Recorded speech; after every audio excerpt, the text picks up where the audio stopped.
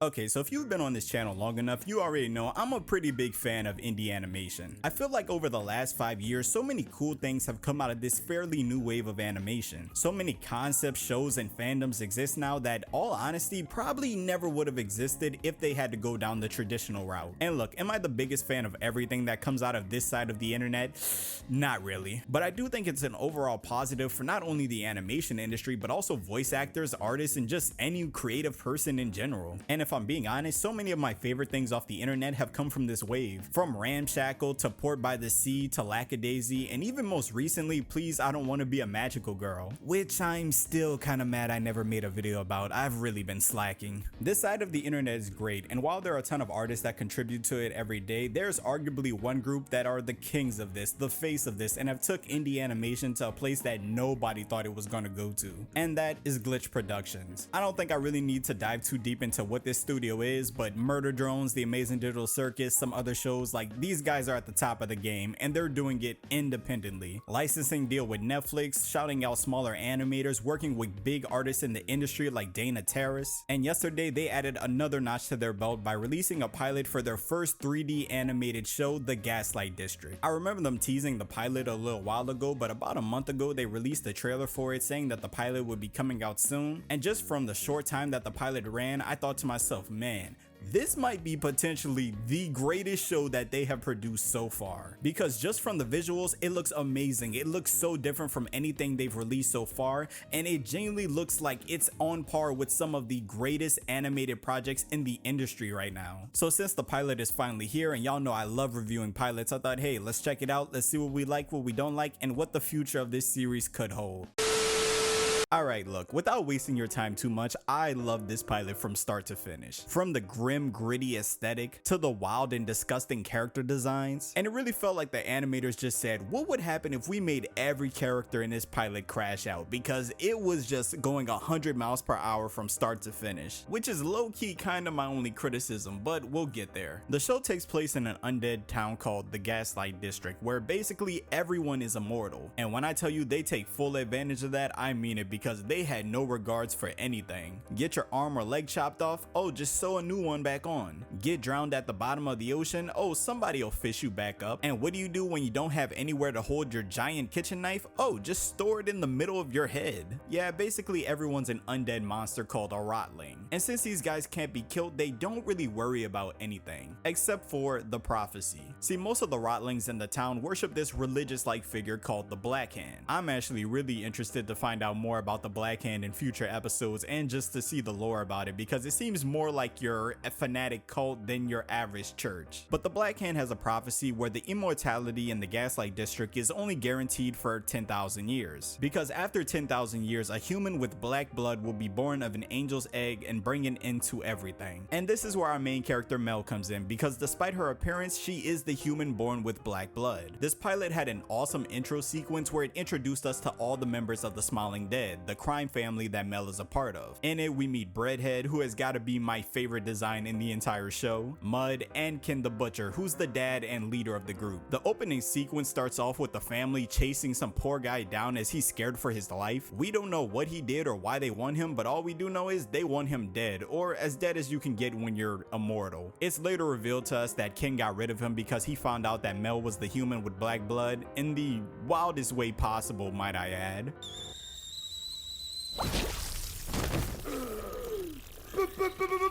Black blood! I ain't gonna lie, I felt so bad for Buddy. He didn't even do anything and got thrown into the bottom of the ocean. But it's here that the pilot sets up the dynamic that Ken is basically the only one that knows Mel's secret and knows what she really is. Despite that, he is her adopted father and protects her, not wanting anyone to find out about her secret, not wanting her to really even be a part of the crime family, and honestly just wanting her to be as safe as possible. Which, in all honesty, for as disgusting as my guy is, can you really get mad at a caring dad just wanting to protect their daughter?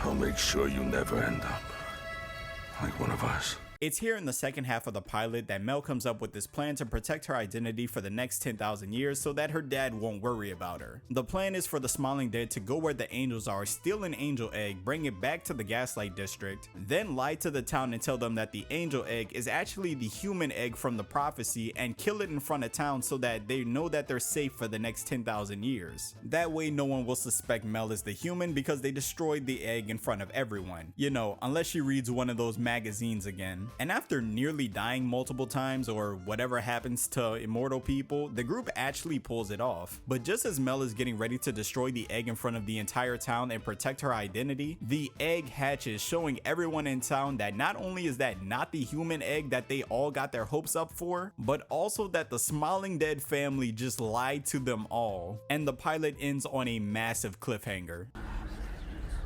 Dad? What do we do now?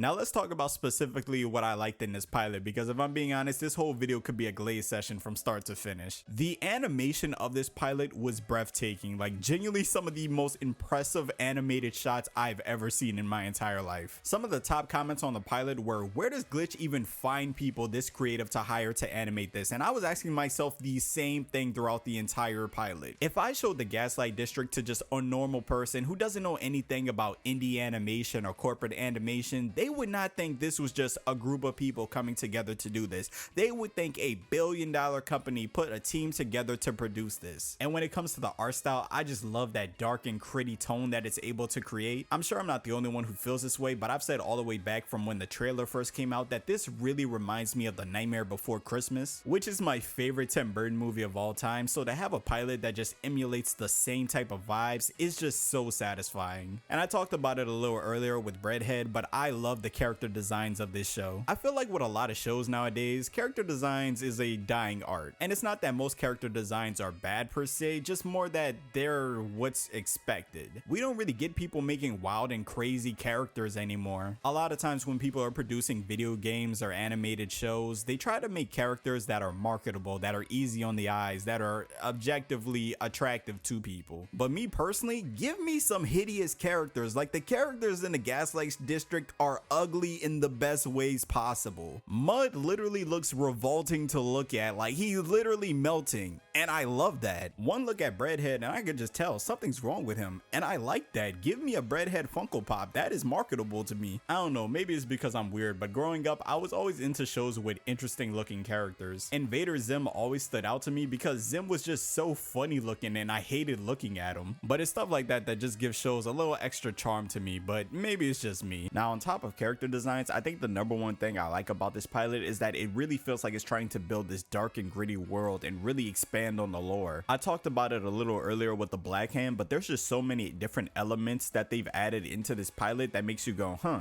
I want to know more about this, I want to know more about that. And they set it up in such a nice way that you can just tell that they're going to be exploring on it in future episodes, which I just love. I know there's a lot of people that like the episodic form of cartoons, like SpongeBob, The Fairly Odd Parents, early season of Adventure Time, but in all honesty, I've always been more of a story-based type of guy. Even with some of my favorite animated shows of all times, like Regular Show, I've always liked when they step away from the episodic format and go and tell a real story. Maybe it's just me, but I always felt like you just got better character development, better character interactions, and overall better episodes. As much as I like Glitch's other project, The Amazing Digital Circus, I always thought it was going to be more story-driven and less episodic episodes. So when they started doing the whole random event every episode, I kind of stopped watching it as much. And that could also be why I liked Murder Jones so much. Murder Jones went out to tell a complete story from start to finish. And I feel like with the Gaslight District, it's going to be the same thing. Maybe they might throw in a couple random episodes here and there, but I feel like for the most part, it's going to be a complete story being told from the start to the end. And honestly, with the production quality of this show, I can't wait to see what type of story they're trying to tell. In all honesty, I think the only gripe I really have with this pilot is the pacing. Because like I said before, this pilot was going 100 miles per hour. And I don't know if it was because they were trying to hint to so many things or if they were just trying to show off the world and all the characters. But there were a lot of times throughout this pilot, if you turned your head for a second and came back, the characters were in a whole different scene doing a whole different thing. And I'm not gonna lie, it was kind of confusing at times to keep up with everything that was going on. I think as long as future episodes are at a steadier pace, I don't think there would be any complaints with this show. But let me know what y'all thoughts are on the Gaslight District. Do you see it going far far? Did you like the pilot? Did you even watch it? Let me know in the comments below, and while y'all do that, I'm on my way to go order my Mel and Breadhead plush. Make sure to like, comment, and subscribe, and until then, it's been your boy Corin, and I'm off this.